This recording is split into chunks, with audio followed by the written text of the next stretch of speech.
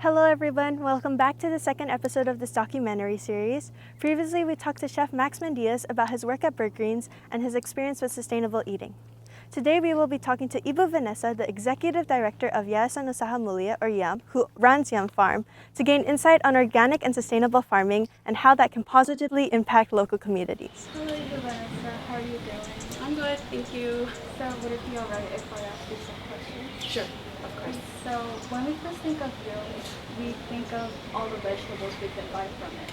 But we know that you do so much more than that. Could you share a little about how YUM started and how it has changed over the years?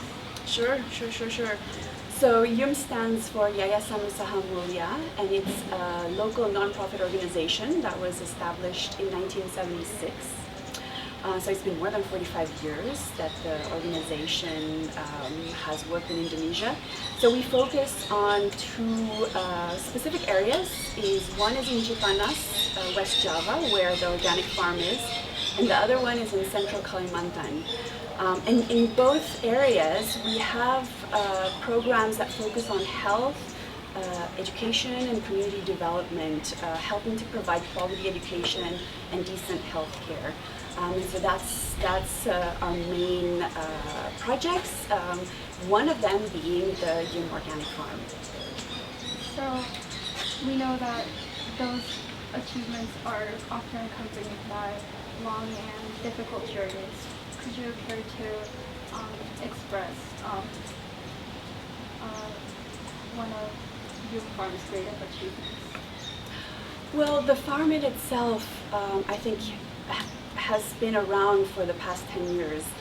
It was established during the time when our projects in Cipanas was actually mainly focusing on being an orphanage. And so the farm was there to feed 50 orphans. But then the orphanage transformed into a community center so that we would be able to help more than just 50 children. Now we help around 4,000 people. So when the orphanage transformed, the farm also had to transform. And so now it has transformed into a learning facility and also a social enterprise for YUM. And so it has gone a really long way from now we have, for example, 8 farmers.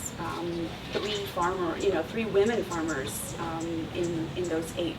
And then also we used to only deliver to 10 customers.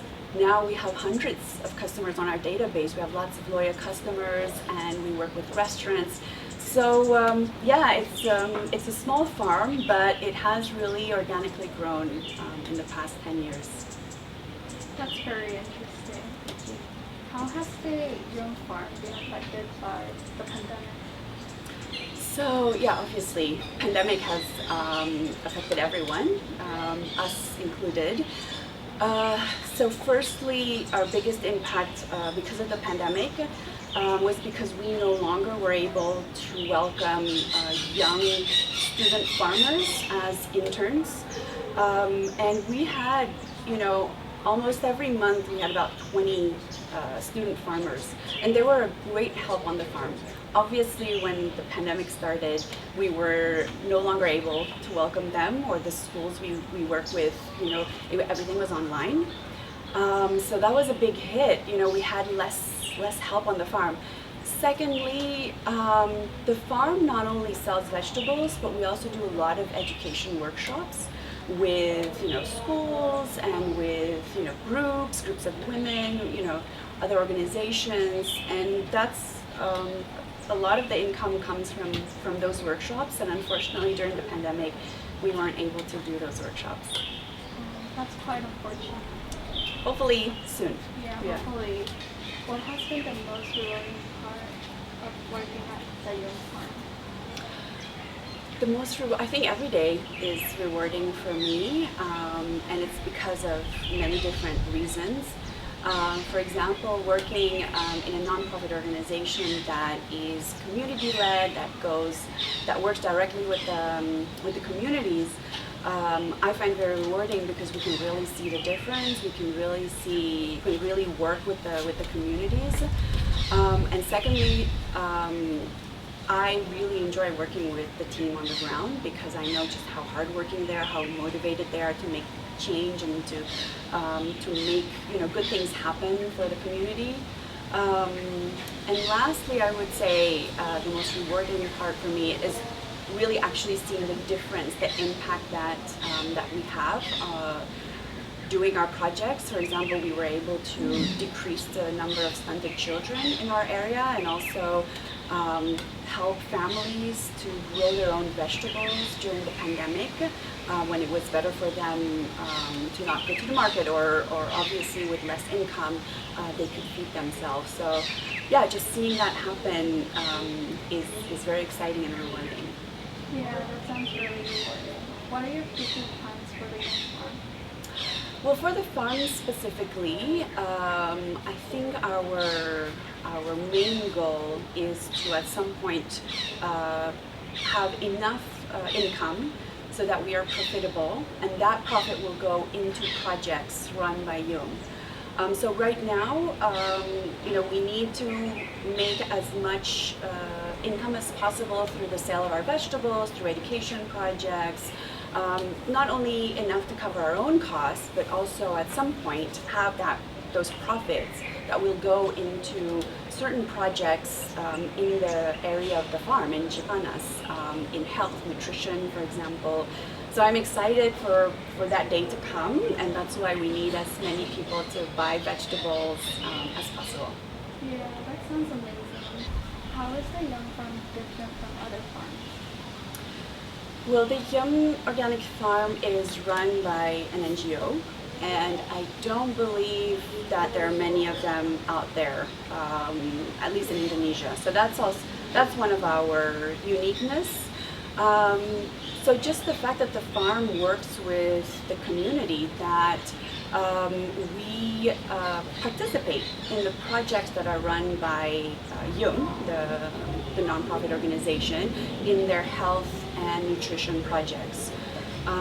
Also, as a customer of the farm, we provide the possibility for our customers to purchase a donation basket, and this donation basket gets donated to a family in need. So while you're shopping for your own organic vegetables, you can also purchase a basket of organic vegetables that we will distribute to a family in need. I don't think there are many farms that provide that. Well, that sounds very nice. So why do you think that it's important that you guys create such a change?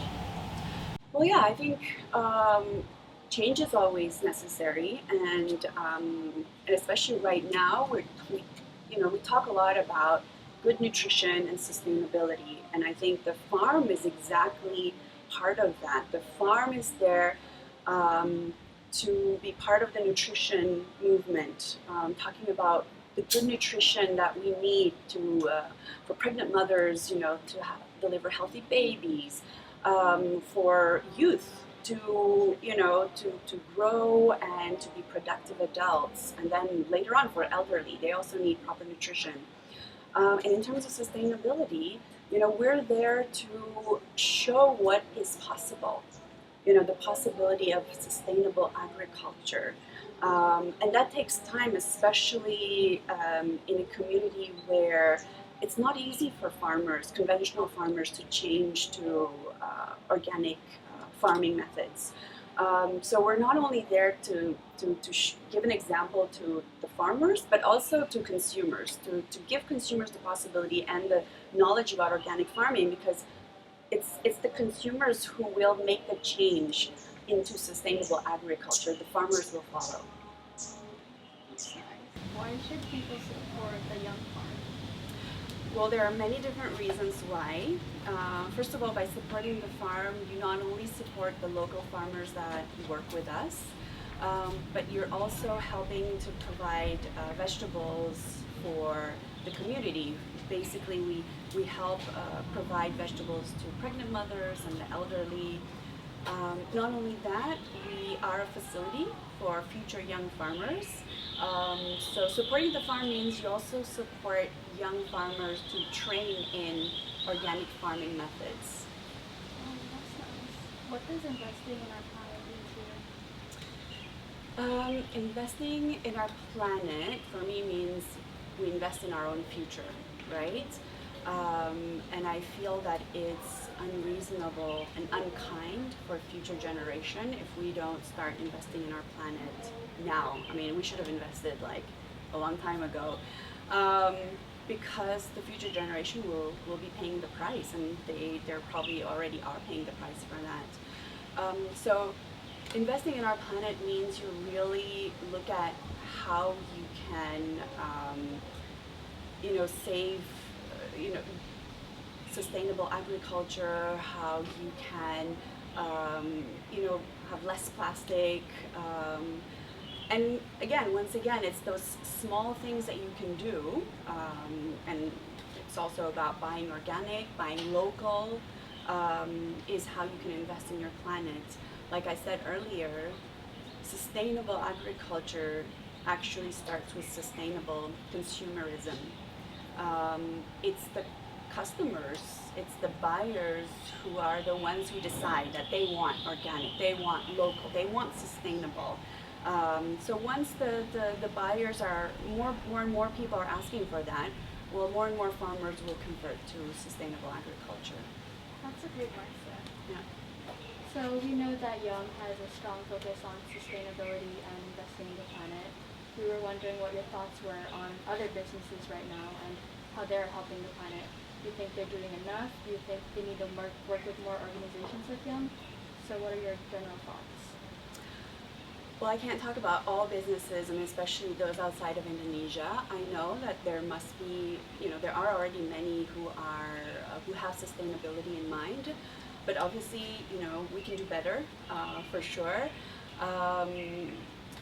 And that's why I think for, businesses like Burgreens are amazing, because they really have that in mind. They have, environmental sustainability, but also have social responsibility, and they try to work with as many local suppliers as possible, farmers, and also they try to spread knowledge about environmental sustainability.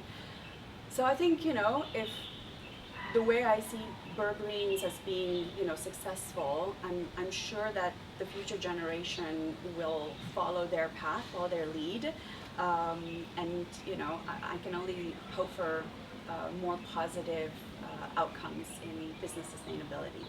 Yeah.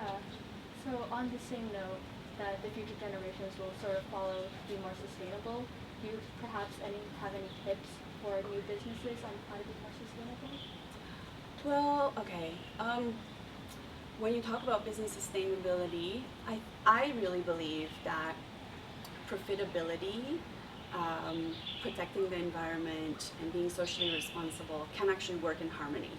That you don't have to only focus on profitability, and that's actually, it's kind of proven that it's damaging. Everything needs to work together in harmony. So I think that is absolutely possible, and if Yum as an organization is open to partnering with businesses to help them to in their social responsibility, and then others in their environmental protection, I'm sure that many more nonprofit organizations or grassroots organizations would be happy to partner with businesses who want to go in that direction. Yeah, I think that's a good point. So in our last interview with Max, he talked about working with Yum and how he wants to not only have Burgreens be a sustainable restaurant, but also be a socially responsible restaurant. So how has that partnership with Burgreens and Yum worked out? Well, it's been great, for one, and partnering with businesses like Burgreens, between Burgreens and the Yum Organic Farm, at least for us, it has like a multiplier effect in the community. It has many different benefits. First of all, obviously, because they buy vegetables from our farm, it means that we can provide stable income for our farmers. And secondly, by them supporting our farm, it also means that we can remain open and also continue the work that we do with young farmers, the future generation of farmers in Indonesia. And last but not least, the fact that we work together helps us continue the social part of the farm, which is to help distribute fresh organic vegetables to pregnant mothers and the elderly. And I only wish that there were more businesses out there that would want to follow the example of Burgreens.